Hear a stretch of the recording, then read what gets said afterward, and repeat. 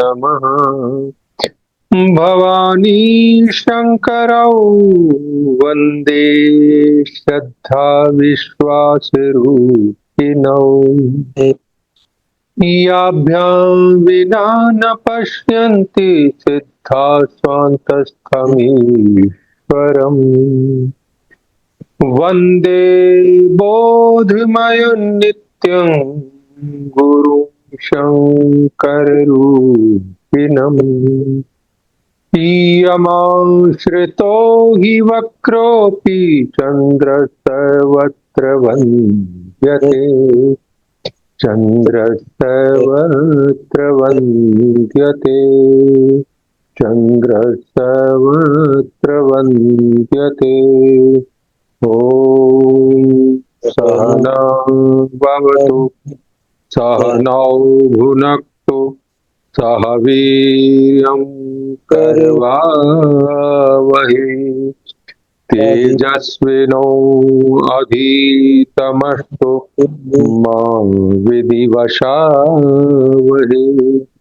शङ्करं शङ्कराचार्यं केशवं वादरायणम्।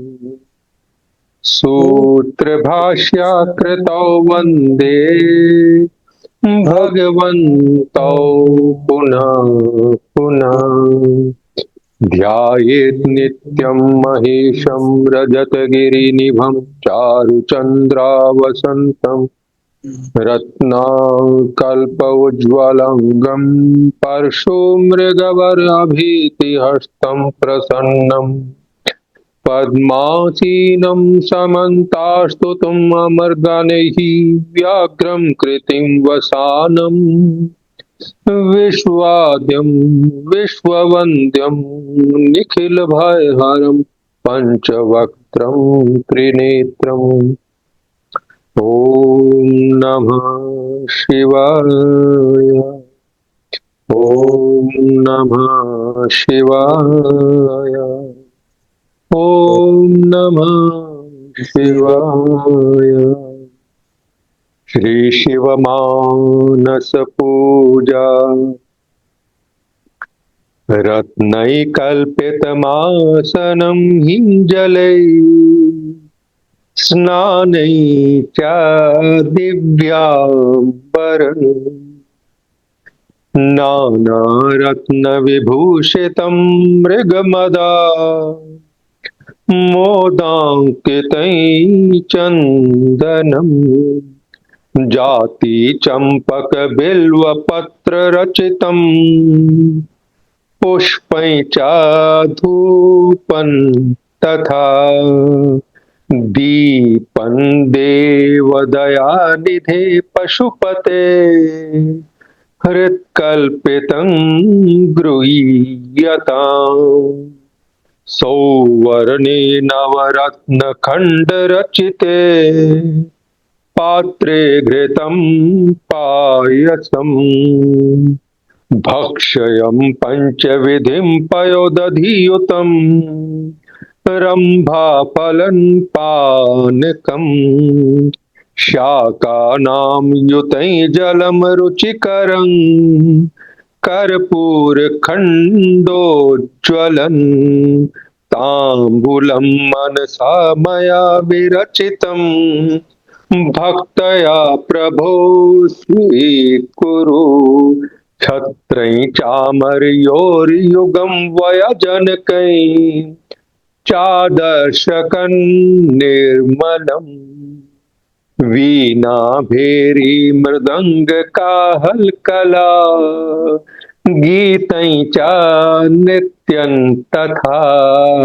साष्टांगं प्रणतिस्तुतिर्बहुविधा एतत्समस्तं मया संकल्पेन समर्पितं तव विभो।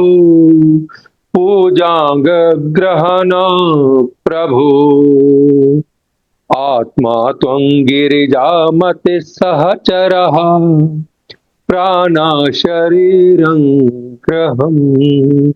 पूजा ते विषयोपभोग रचना निद्रा समाधि स्थितिः संचारा पदयो प्रदक्षिणा विधे स्तोत्राणि सर्वा गिरो यत् यत् कर्म करोमि तत्तदखिलं शंभो तवाराधनम् करचरण कृतं वाक् कायजं कर्मजं वा श्रवणेनजं वा मानसं वा पराधम् विहितं वा सर्वमेतत् क्षमस्व जय जय करुणावधे श्री महादेव शंभो श्री महादेव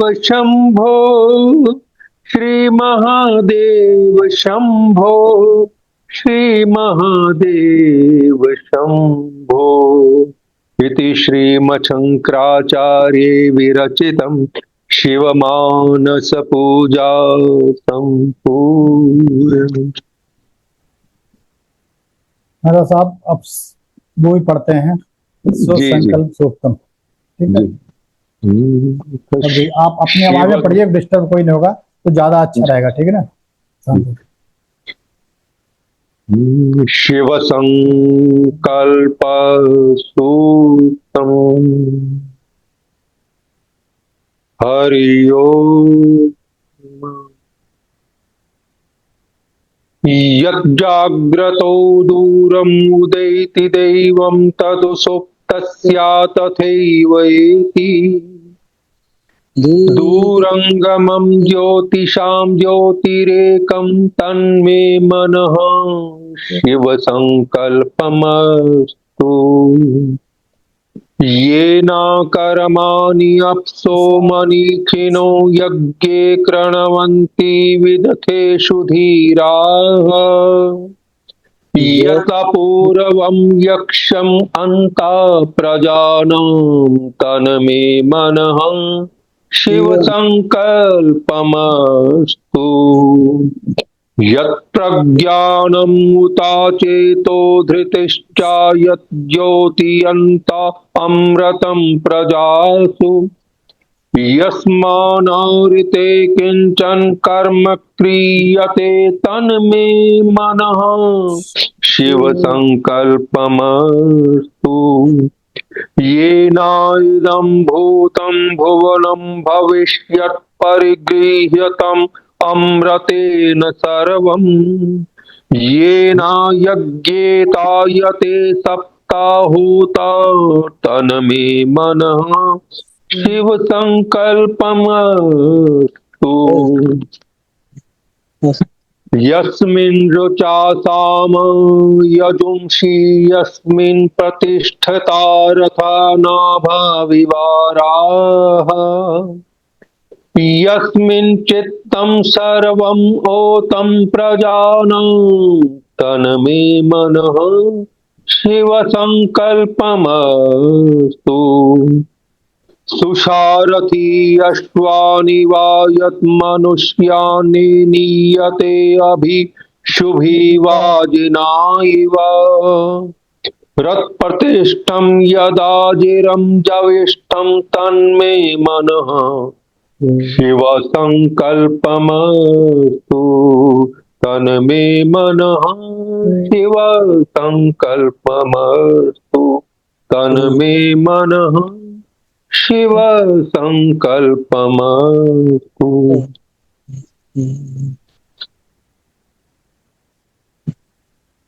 जी आज दूसरा मंत्र, अब हम तीसरा मंत्र की ओर चलते हैं ताकि 2 मंत्र आज हो जाएंगे, 2 मंत्र अगले सोमवार को हो जाएंगे और जो चौथा सोमवार बचेगा उस दिन हम एक मंत्र के साथ साथ आप लोगों को एक बहुत अच्छी चीज देंगे। आप मतलब शंकर जी की है, जैसे चमक बोलते हैं, 349 चीजें आपको परमात्मा से मांगेंगे, वो आपकी सेवा करेंगे, ठीक है। इसलिए आज तीसरा मंत्र भी करते हैं। जब तीसरे मंत्र में क्या है तीसरे मंत्र में मन में अगणित क्षमताएं होती हैं, मतलब हमारे मन में बहुत क्षमता होती है। यहाँ पर तीसरा मंत्र उस मन की महिमा का गान करता है और साथ ही इसमें अपने लिए ऐसे मन की प्रार्थना करता है जो कि बहुर्मुखी प्रतिभा का धनी है, मतलब बाहर देखने का धनी है और हमारे अंदर अमृत स्वरूप ज्योति के रूप में विद्यमान है। देखिए बाहर रहा है और अमृत ज्योति हमारे अंदर जल रही है, तो इसके लिए हम प्रार्थना करेंगे। ये श्लोक है, यत प्रगानामुच्चेतो धृतिर्यत ज्योति अंता अमृतम प्रजासो यस्मान नारते किंचन कर्म क्रियते तन्मे मना सब संकल्पमयास्तु। जो मन विशेष ज्ञानार्जन कराने के साथ सामान्य ज्ञान भी प्रकट करता है उसे प्रज्ञानम कहते हैं। जो चित्त एवं धैर्य स्वरूप है, जो मन अविनाशी रूप में प्राणियों के अंतःकरण में सुख दुख का प्रकाशक है, जिस मन के बिना कोई भी कर्म नहीं किया जा सकता है, वह मेरा मन कल्याणकारी संकल्प वाला हो। ये वेद के हिसाब से जो है इतना ही है अर्थ इसका, लेकिन अब इसकी हम अपने हिसाब से व्याख्या करते हैं, एक एक वर्ड का अलग अलग मतलब बताते हैं। इसमें कि मेरी प्रार्थना है कि मेरा मन जो भी सूक्ष्म बुद्धि, चेतना और धैर्य से युक्त है, आपके मन में सूक्ष्म शरीर भी है, बुद्धि भी है ना, कॉन्शियसनेस और धैर्य रखने की क्षमता भी है, अविनाशी है, वो कभी नाश नहीं होता, ये हमेशा अगले जन्म में चला जाता है, और सभी प्राणियों में अंतः प्रकाश के रूप में विद्यमान है, जिसके बिना कोई भी कर्म नहीं हो सकता, शुभ विचारों से युक्त हो। मतलब जो हमारा मन है वो शुभ विचारों से युक्त हो। प्रज्ञानम, हमारे अंदर चेतना ही परम सत्य है, प्रज्ञानम ब्रह्म। ये इसका मैं व्याख्या करूंगा जब मैं उसकी लूंगा क्लास वेदों की अभी कुछ दिनों की, इसके बाद। तो यहाँ पर बहुत शॉर्ट में बता रहा हूँ। प्रज्ञानम क्या कहते हैं, हमारी चेतना को, और ये चेतना यूनिवर्स में फैली हुई है, बिल्कुल सभी जगह और सभी के पास है, ठीक है ना। और ये हमारे अंदर चेतन ही परम सत्य है, ये सत्य है कि सबके अंदर चेतना होती है, और इस प्रज्ञानम, इस चेतना को ही हम ब्रह्म कहते हैं, इसीलिए कहा भी गया है प्रज्ञानम ब्रह्म, है ना।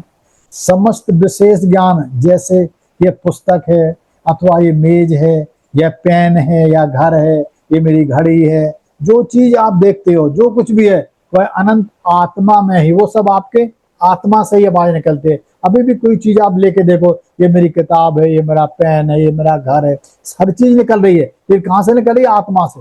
मेरा ये मेरा हर चीज। इस प्रकार का विशेष ज्ञान भी प्रज्ञानम की अभिव्यक्ति है, जिस बुद्धि के द्वारा हम किसी परिस्थिति के प्रति तुरंत और उचित प्रक्रिया कर पाते हैं, वह भी प्रज्ञानम तत्कालिक प्रतिभा कहलाती है। मेरी प्रार्थना है कि मेरा मन इस प्रकार की प्रतिभा और ज्ञान से युक्त हो, जिससे मैं अपने हृदय में विद्यमान आनंद चेतना का साक्षात्कार कर सकूं। ऐसा हो कि मेरी प्रार्थना है कि मेरा मन इस प्रकार की प्रतिभा और ज्ञान से युक्त हो, हमारे मन में प्रतिभा भी हो, ज्ञान भी हो, जिससे मैं अपने हृदय में विद्यमान आनंद चेतना, जो हृदय में परमात्मा बैठा हुआ है, उसका साक्षात्कार कर सकूं। एक होती है चेतस, चेतना कोई कहते हैं, ये भी वह चेतना का एक गुण है जो समस्त विशेष ज्ञान के मूल में विद्यमान है। यदि सापेक्ष दृष्टि से देखें तो समस्त विशेष ज्ञानों के पीछे स्थिति सामान्य ज्ञान चेतस, जो नॉर्मल ज्ञान सभी को होता है।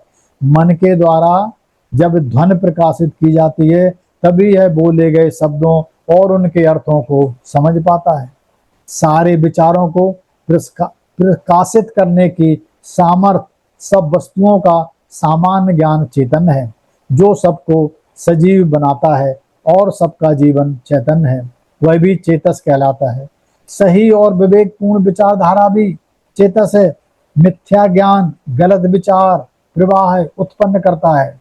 अगर गलत ज्ञान है आपके पास, तो आपके शरीर के अंदर गलत विचार उत्पन्न करेगा, और जो लोग ठीक से विवेक विचार नहीं कर सकते हैं, वे उस परम सत्य का दर्शन करने में समर्थ नहीं होते हैं। अगर आपको परमात्मा का दर्शन करना है, साक्षात्कार करना है, तो जो ये तरीके बता रहा हूं ये आप करने पड़ेंगे। और जो बहुत अच्छी चीज होती है उसमें भीड़ कम होती है, ध्यान की तरफ बहुत कम लोग होते हैं। मेरी प्रार्थना है, फिर हम प्रार्थना करेंगे, मेरी प्रार्थना है कि मेरा मन मिथ्या धारणाओं से रहित हो, विवेकवान हो और उस चैतन्य का अनुभव करे जो सबको सजीव बनाता है। हम उस चेतना से एकाकार कर लें कि जो चेतना सारे यूनिवर्स में है, यूनिवर्स उसे कहते हैं यूनिवर्स इंटेलिजेंट, ठीक है ना, तो वो है चेतना, कॉन्शियसनेस, धृति, जिस शक्ति के द्वारा व्यक्ति अपने लक्ष्य की ओर लगातार बढ़ता ही रहता है, बीच में रुकता नहीं जब तक कि लक्ष्य प्राप्त ना हो जाए। व्यक्ति की ऐसी आंतरिक सामर्थ्य को धृति कहते हैं, जिसके कारण वह अपने लक्ष्य के बारे में विचार करता है, योजना बनाता है और फिर जब तक उन योजनाओं को क्रियान्वित नहीं करने में प्रयास लगा रहता है, करता रहता है, जब तक कि कार्य पूरा ना हो जाए, जब तक उसे सफलता प्राप्त न हो जाए, तब तक वो अपने कार्य को करता रहता है। पहले योजना बनाएगा, उसे एग्जीक्यूट करेगा। एक अधीर व्यक्ति भगवान से प्रार्थना करता है कि हे प्रभु कृपया मुझे धैर्य प्रदान कीजिए। जो अच्छा आदमी होता है या अच्छे विचारों वाला, वो परमात्मा से ये कहता है कि हे प्रभु मेरे को धैर्य प्रदान करो, ठीक है, किंतु अभी दे दो। अगर कुछ बंदे इस तरह कहता है, एक होता है धीर एक अधीर, जो कह देगा धैर्य तो प्रदान करो लेकिन मुझे अभी धैर्य दे दो, अभी प्रदान कर दो, ऐसा बंदे सक्सेसफुल नहीं होता, क्योंकि इसमें चीजों में सब में टाइम लगता है। कैसे टाइम लगता है? ऐसे देखो, मानो एक व्यक्ति को किसी ने 100 नोटों की गड्डी दे दी, तो भले आप इसको आपको दे रहा हूं, इसे गिन लो, कहता ठीक है, वो गड्डी की नोटों की गिनती शुरू कर देता है, वो गिनता गिनता 50 तक पहुंच जाता है। कहता अरे भाई जब 50 तक सही है तो इसका मतलब ठीक है आगे भी सही होगी, और वो उसको गिनना बंद कर देता है। तो ऐसे लोग होते हैं अधीर। अधीर का मतलब जो बहुत जल्दबाजी में रहते हैं, अपना काम ढंग से नहीं करते हैं, ठीक है, क्योंकि ऐसे आदमी इस होते हैं कि अब इतना ठीक निकला तो आगे भी ठीक निकलेगी, गिरने क्या फायदा, ठीक है ना। तो इसलिए हम दूसरों के साथ व्यवहार करने में तो बहुत देर की आवश्यकता पड़ती है, लेकिन उससे भी अधिक देर हमें अपने स्वयं के मन को सीमित करने के लिए चाहिए। अपने मन को अगर आपने सीमित करना है तो जल्दबाजी में नहीं चले, ये बहुत शांति का काम है, बहुत शांति से, और अपने सत्य स्वरूप का साक्षात करने के लिए बहुत अधिक धैर्य की आवश्यकता पड़ती है, बहुत धैर्य। कुछ लोगों से राजसिक धैर्य होता है, यह किसी विशेष कार्य को एक विशेष समय के अंदर पूरा करने में दिखाई देता है, जैसे कि एक साधक अथवा संतुलित आहार लेने की प्रतिज्ञा के साथ 1 सप्ताह तक व्रत रख लेता है। कुछ लोग ऐसे होते हैं कि मानो अब मैं 1 हफ्ते कुछ नहीं खाऊंगा, और 1 हफ्ते पूरा व्रत रखते हैं, और जैसे ही 1 हफ्ता खत्म होता है वो दाव तो उड़ाना शुरू कर देते हैं। वो उसे कहते हैं तामसिक धैर्य, वो फिर और ज्यादा नुकसान वाला होता है। इसीलिए ऐसा नहीं करना चाहिए। और तामसिक धैर्य रखने वाले व्यक्ति क्या करेगा? अपने गलत धारणाओं और कर्मों के प्रति अत्यधिक अड़ियल रवैया अपनाएगा कि नहीं, कोई कुछ भी कहता रहे मैं नहीं बदलूंगा। इसलिए आदमी को थोड़ा लचीलापन भी होना चाहिए, बिल्कुल। अगर आप लचीले हो रहे हो तभी सक्षम होगे, आप जिद कभी नहीं चलती, ठीक है, नहीं हो रहा कोई बात नहीं, दूसरा बदल लेते रास्ता। लक्ष्य की प्राप्त होने तक प्रत्येक परिस्थिति में सही उद्देश्य के लिए सही रवैया बनाए रखने की क्षमता को हम सात्विक धृति कहते हैं। श्रद्धा एक साधक को तब तक सत्य पर डटे रहने का सामर्थ्य प्रदान करती है जब तक उसे सत्य का साक्षात्कार न हो जाए। भगवान कृष्ण कहते हैं कि एक ही श्रद्धावान पुरुष को ही ज्ञान प्राप्त होता है। ये गीता में कहा गया है, 4थे अध्याय में 39वें श्लोक है, उसमें लिखा है श्रद्धावान लभते ज्ञान। इसलिए श्रद्धावान जो होता है उसी को ज्ञान मिलता है। तो फिर आप प्रार्थना कर रहे हो कि मेरी प्रार्थना है कि मैं धर्म के मार्ग पर चलते हुए मेरे मन में अथक धैर्य और अभय श्रद्धा बनी रहे और मैं परम सत्य तक पहुंच पाऊं। मेरी प्रार्थना है कि जो अत्यंत विशिष्ट ज्ञान प्रज्ञानम ब्रह्म मुझे प्राप्त हुआ है वह मेरे जीवन को प्रत्येक परिस्थिति में मेरे व्यवहार में दिखाई दे और सात्विक धैर्य के साथ जीवन बीते। श्रवण के द्वारा प्राप्त मतलब सुनने के द्वारा जो आपको प्रज्ञानम मतलब ज्ञान मिला है वो अच्छी तरह से पहले होता है। वेदों में या वेद पढ़ते हो तो सबसे पहला श्रवणन होता है, फिर मनन होता है, फिर निधिध्यासन होता है। श्रवण का मतलब होता है सुनना, आप बहुत शांति से सुन रहे हो, ये भी एक पूजा होती है। मैं बाइबल पढ़ रहा था तो उसमें लिखा था यार आप आधे घंटे कुछ नहीं करते, सिर्फ अगर पढ़ते भी हो तब भी आपकी ये पूजा हो रही है। लेकिन पढ़ते कैसे रहे हो? जो मटेरियल आपको आध्यात्मिक तक ले जा रहा है अच्छा हो। तो सबसे पहले वेदों में श्रवण जरूरी है तो आपको पहले सुनना चाहिए। सुनने के बाद उसमें मनन करना चाहिए। देखो किसी क्या क्या कहा है, किसी वेदों में किसी किताब में क्या लिखा है उसको फिर मनन करो, क्या सही है कितना गलत है, इसको आप और किस तरह से पेश कर सकते हो, इसमें को आप और कैसे जोड़ सकते हो। अपने आप कुछ ना कुछ आपके मन में आता रहेगा और आप उसमें सक्षम हो जाओगे।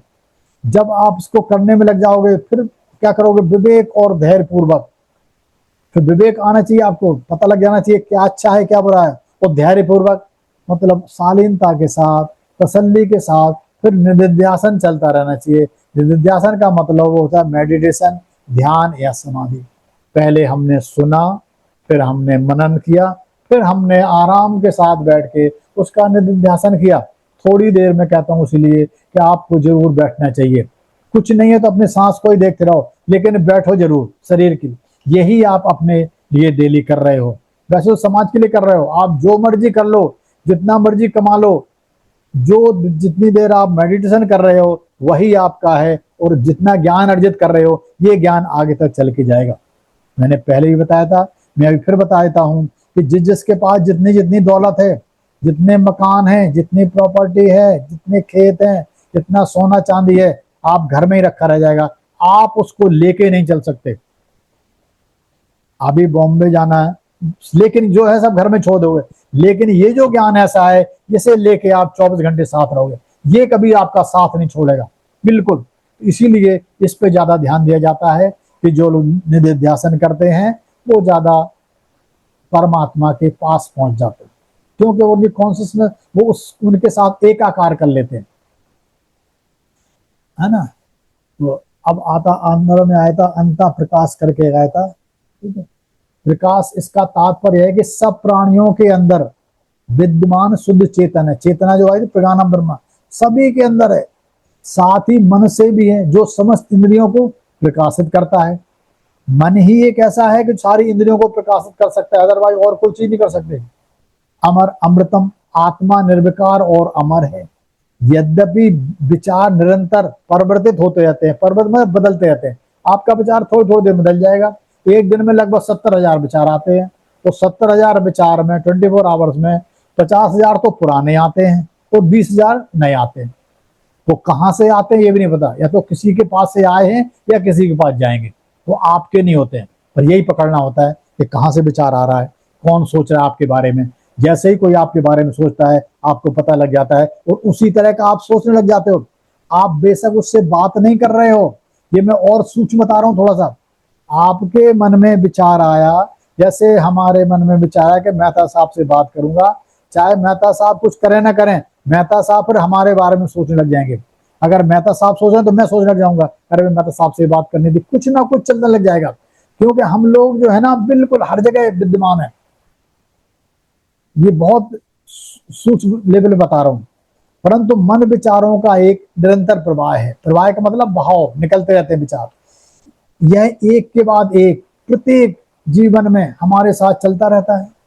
यही कारण है कि व्यक्ति को संबोधित करके धीरे धीरे पीछे के काल में ले जाते हुए उनके पूर्व जन्मों की स्मृतियां, मतलब पूरे पुराना जन्म की याददाश्त और उन लोगों के अनुभव भी, किस किस लोक में रहे उस लोगों के अनुभव भी सामने ले जा सकते हैं या ले आए जा सकते हैं, या उनको दिखाया जा सकता है कि तुम पिछले जन्म में ये थे, तुम पिछले जन्म में तुमने ये काम किया। और बहुत से लोगों को उससे समय के अनुभवों की स्मृतियां होती हैं कि पिछले जन्म में हम क्या थे, हम क्या काम कर रहे थे, हमारे साथ कैसी डेथ हुई, कौन हमारा दोस्त था, कौन हमारी दुश्मन था, सब अभी भी मिल जाएंगे आपको। बहुत से ऐसे लोग मिल जाएंगे जो पिछले जन्म की बातें बता देते हैं, जबकि वे माता के गर्भ में स्थित थे। इससे सिद्ध होता है कि गर्भ में भी शिशु का मन कार्य करता रहता है। और कई ऐसे आपको मिल जाएंगे उदाहरण कि बच्चे ने माँ के गर्भ में ही बहुत कुछ सीख लिया था, जैसे अभिमन्यु ने सीखा था।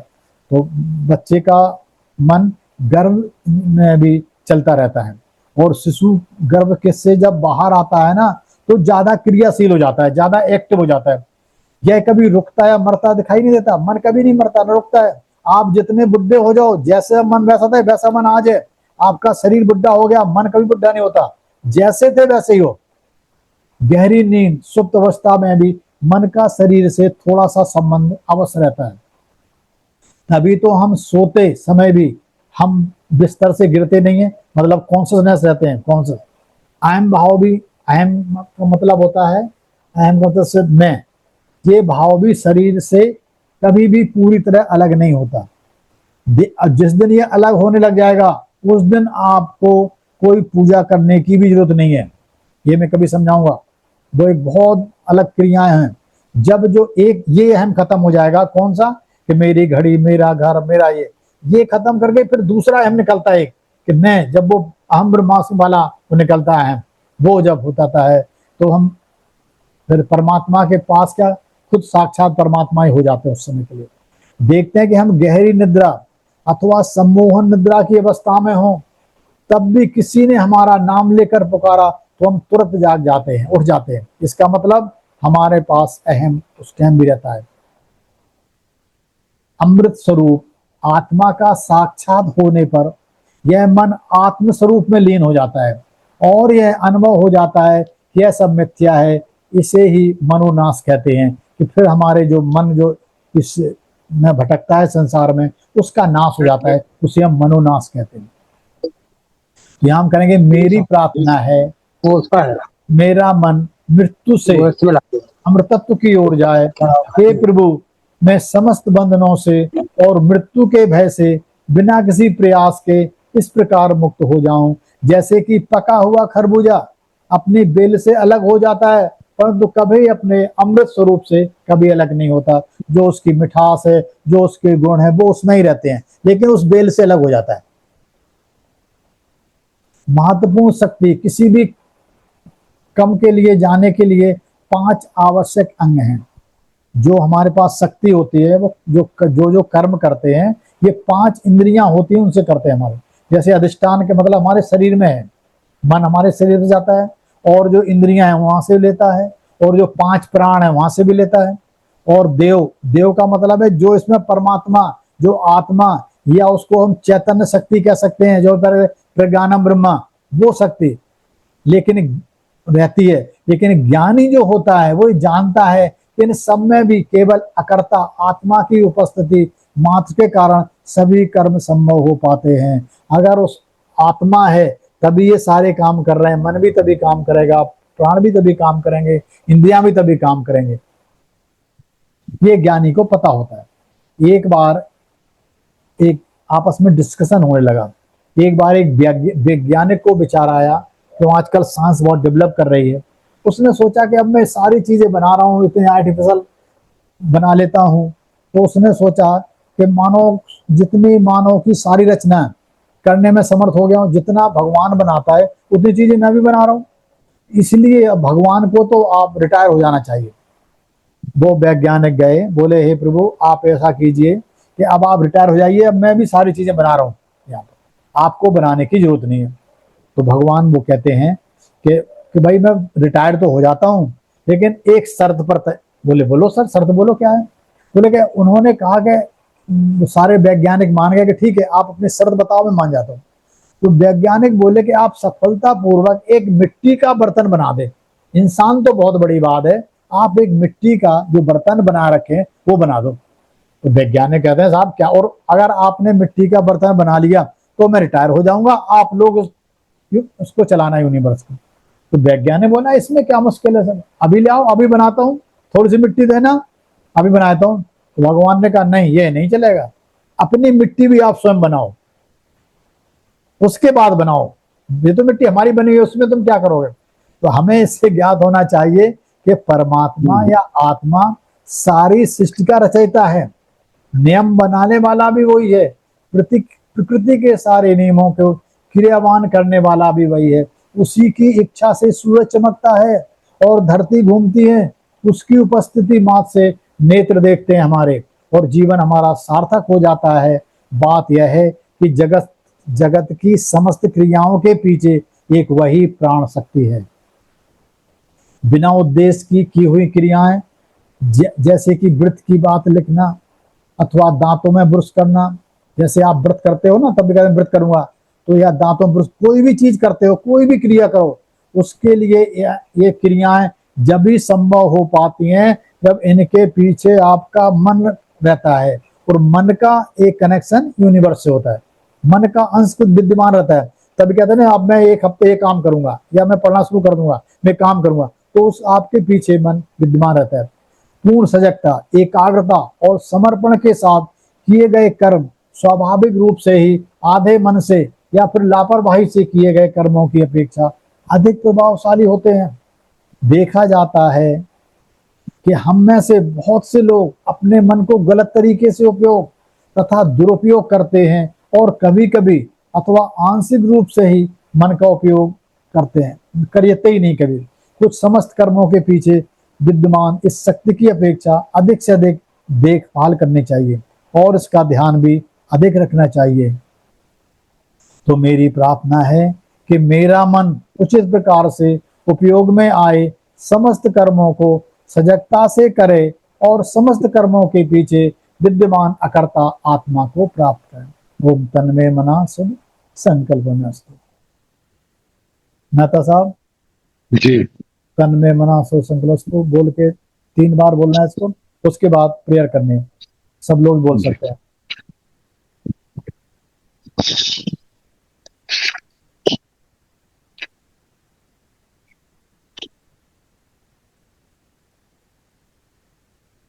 आज वाले 2 श्लोक जो आपने पढ़े हैं ना सर, नहीं नहीं, वो इसको सिर्फ repeat तन में मना सल संकल्प व्यक्त बस। ठीक है, बिल्कुल। हाँ, यही सभी लोग पढ़ लेंगे ना सर। तन्मे मनः शिव संकल्पमस्तु तन्मे मनः शिव संकल्पमस्तु तन्मे मनः शिव संकल्पमस्तु। मैं तो साहब 12 बार ओम नमः शिवाय का जाप भी कर दो, सबकी एक माला भी हो जाएगी। आज सोमवार का दिन है।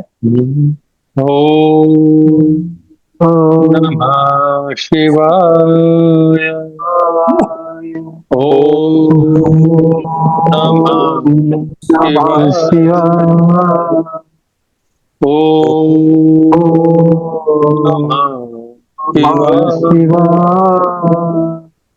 ओम नमः शिवाय। ओम नमः शिवाय। ओम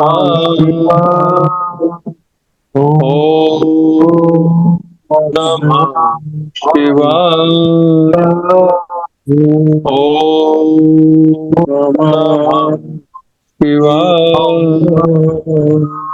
ओम नमः शिवाय। ओम नमः शिवाय। ओम